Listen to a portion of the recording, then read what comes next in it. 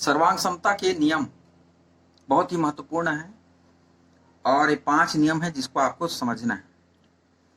दो त्रिभुज सर्वांग सम कैसे होंगे हमने बता दिया। बिल्कुल एक ही माप के हों, संगत भाग उसके एक समान हो। संगत भाग यानी संगत भुजाएं और संगत कोण। संगत शब्द को बहुत अच्छे से आपको ध्यान रखना है। संगत का मतलब दोनों त्रिभुज के बाएं ओर की भुजाएं बराबर हैं एवं दोनों त्रिभुज की दाईं ओर की भुजाएं बराबर लंबाई की हैं। साथ ही आधार की भुजाएं दोनों त्रिभुज की समान है। और क्या, एक त्रिभुज की ऊपरी कोण दूसरे त्रिभुज के शीर्ष कोण के बराबर हो। शीर्ष कोण कहें या ऊपरी कोण एक ही बात है। एक त्रिभुज की बाईं ओर की कोण दूसरे त्रिभुज के बाईं ओर की ही कोण के बराबर होना चाहिए। पहले त्रिभुज की दाईं ओर की कोण दूसरे त्रिभुज की दाईं ओर की कोण के ही बराबर हो, तब हम कहेंगे कि तीनों संगत भुजाएं और तीनों संगत कोण बराबर हैं। ऐसा नहीं कि बाईं ओर के कोण का तुलना आप दाईं ओर की तरफ कर दें, ऐसा नहीं। तो सर्वांग समता के नियम बहुत महत्वपूर्ण है। इसको हम SAS side angle side, side यानी भुजा, एंगल यानी कोण, साइड। एक त्रिभुज की सर्वांग समता अगर SAS भुजा कोण भुजा प्रमेय या भुजा कोण भुजा नियम लागू होता है तो दोनों त्रिभुज सर्वांग सम कहलाएंगे।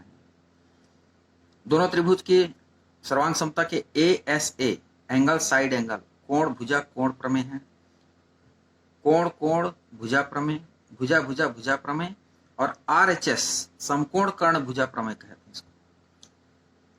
Right angle hypotenuse side.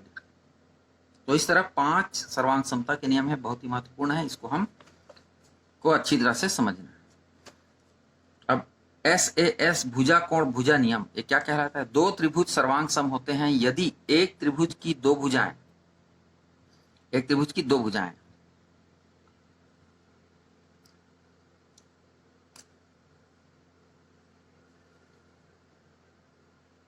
और ये दो भुजाएं लगातार दो भुजाएं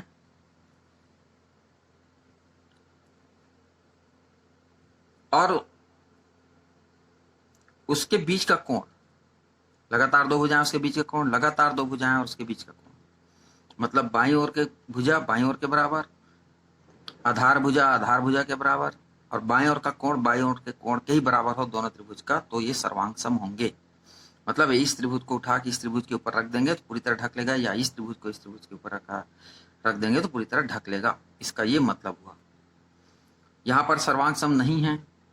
क्यों नहीं है? देखो, बाईं ओर के बराबर तो दिखा रहा है, लेकिन आधार भुजा इसे बराबर नहीं दिखा रहा है। कोण भी कोण के बराबर दिखा रहा है, तो आधार भुजा बराबर होना चाहिए था, लेकिन यहाँ पे दाईं ओर की भुजा बराबर बता रहा है, इसलिए ये दोनों सर्वांग सम नहीं है, बल्कि ABC और DEF सर्वांग सम है, GHI सर्वांग सम नहीं है। इसी तरह ASA कोण भुजा कोण प्रमेय। दो त्रिभुज सर्वांग सम होते हैं यदि एक त्रिभुज की दो कोण और उनकी अंतर्गत भुजा, ये दो कोण और उसके ही बीच में आने वाली भुजा, ABC में कोण A और कोण B और उसके बीच की भुजा AB, ठीक दूसरे त्रिभुज के कोण D और कोण E तथा उनके बीच का कोण के बराबर हो तो ये दोनों त्रिभुज सर्वांग सम कहलाएंगे। तो कोण A की तुलना हम कोण F से नहीं कर सकते, कोण A की तुलना कोण D से ही करना है, ये बराबर होना चाहिए। कोण B कोण E के ही बराबर होना चाहिए, कोण B कोण F के बराबर नहीं, क्योंकि बाईं ओर के कोण बाईं ओर के ही कोण दूसरे त्रिभुज के बराबर होना चाहिए।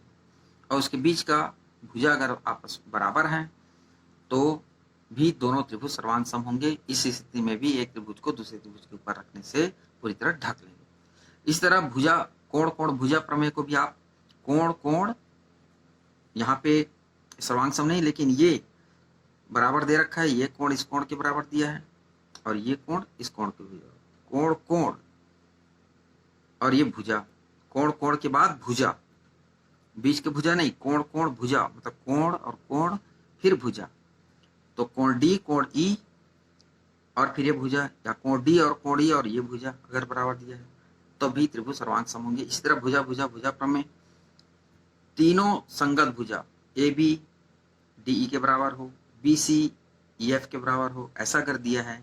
AC D के बराबर, DF के बराबर, बाईं ओर की भुजा बाईं ओर की भुजा के बराबर, दाईं ओर की भुजा दाईं ओर की भुजा के बराबर और आधार भुजा के बराबर है, तब भी सर्वांग सम होंगे।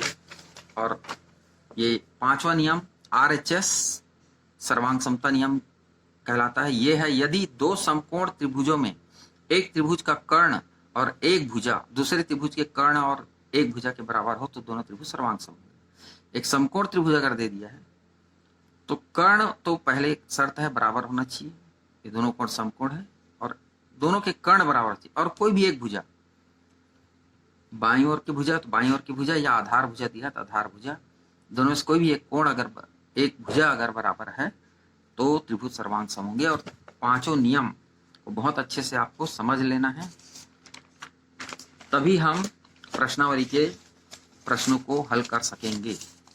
तो इस तरह